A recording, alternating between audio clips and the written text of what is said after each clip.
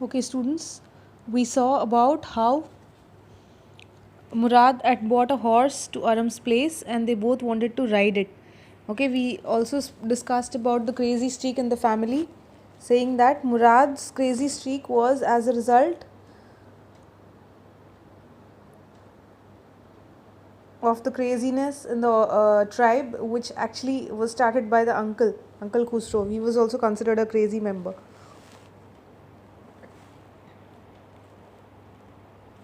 Now, there is a detailed description about riding the horse. First, Murad rode the horse along with Aram.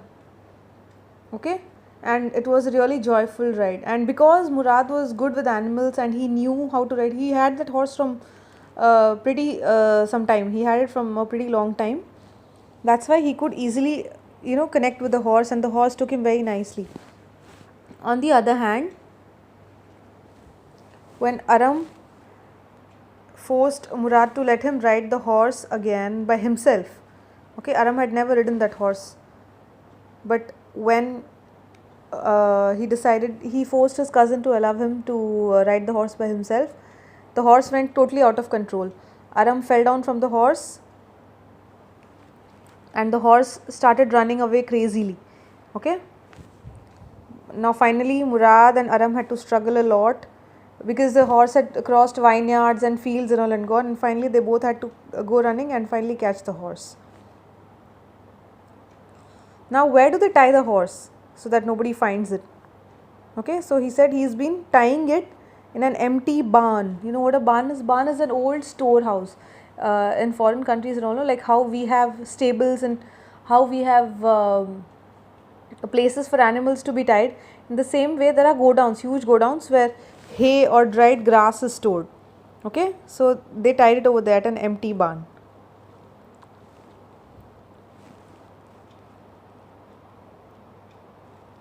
Now there's another person here, John Byro. He's a farmer. Okay, what's the name? See here, you can see the name, John Byro. Now one day when Uncle Khosrow was at Aram's place, he was just sitting there and having tea and all that. Suddenly, John Byro came there. John Byro came and he started crying over a horse. He's like, I lost my horse, I have been missing it. It was an expensive horse, I spent money on it and still I don't know where is it gone now. So as usual, Uncle Khosrow was like, big deal, there's no harm. Don't worry about it. There's no harm, let it be. So the farmer said, see, even though I have a horse, because it is missing, I had to walk all the way till here. It cost me $60. So Uncle Khosrow, so what? Why do you have legs? You have legs to walk, no? So it's better to walk. Why are you crying over a lost horse? And money, what are you showing off about money? Money is no big deal. Actually, Uncle Khosrow was a nice person. It's not that he was very rude. He has a gentle heart. It's just that he is homesick. Like these tribal people keep moving from one place to another, no? So maybe he was missing the previous place. Now, who overheard all this conversation? This entire conversation was heard by Aram, who was there at his own house. Okay, he went running to Murad now and said that this horse actually belongs to John Byro and John Byro has been looking for it. So now Murad and Aram actually wanted to return they wanted to ride the horse more. So Aram was like, let me learn how to ride the horse. Once I know how to ride it, then we'll return it. So Murad was like, it's not so easy to learn. It'll take at least 1 year. It's like 1 year? 1 year is too much. We have to give it back to its true owner, no? Then he was like, okay, fine, 6 months. Now before that, one point I missed is, when Aram went to inform Murad about John Byro's visit, uh, Murad was taking care of a bird. A bird was injured and he was taking care of it. So this shows that Murad was very kind-hearted. Okay, he was crazy and all that. He was very adventurous, but he was very kind to animals. So he was taking care of an injured bird there. Even with the horse, he had taken very good care of the horse. He gave it good exercise, good food to eat, and he was taking very good care of it.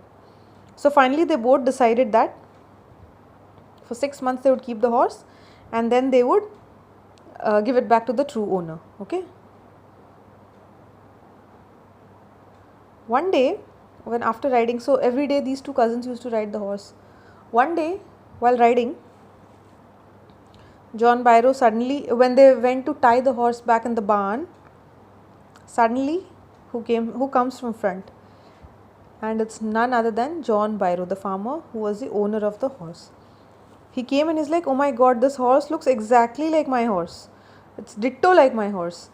So now these two cousins were worried, and because it's like a crime, obviously they have stolen it. In a way, they have taken it without the permission of the owner, right?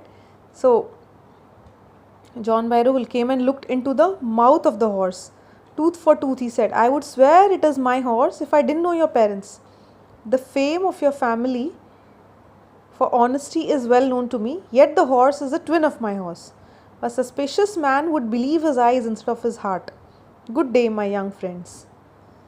So even though he cross-checked with everything, see the horse, obviously the color and all, everything would match, he would know definitely that it is his horse. When he opened and checked the teeth of the horse, he was 100% sure it is his horse. But like I told you, the Garuglanian tribe was known for its honesty. So John Byro very clearly said, any intelligent man, any suspicious man would believe his eyes, ki haan, this is my horse. You people have stolen it, but I know your family very well. I know it very well that your family, your tribe, your parents are known for their honesty, and because you are members of that tribe and that family, you can never cheat or you can never steal. So I know this may be a twin of my horse, it's not originally my horse. Okay, now actually, obviously he knew it, but then he did not want to blame those kids, and he did not want to sound suspicious about the tribe which was so famous for its honesty. Now finally the two boys realized ki we stealing this horse, or again if John Byro would inform their parents something about this, that would be a really bad name. You know, no, once a mark comes on your name, it's very difficult to erase it, a bad mark especially. So finally they returned the horse. Okay, so it's just, the story is just incident about horse riding, how those people love to ride the horse, and finally how they returned it because they did not want to sound dishonest.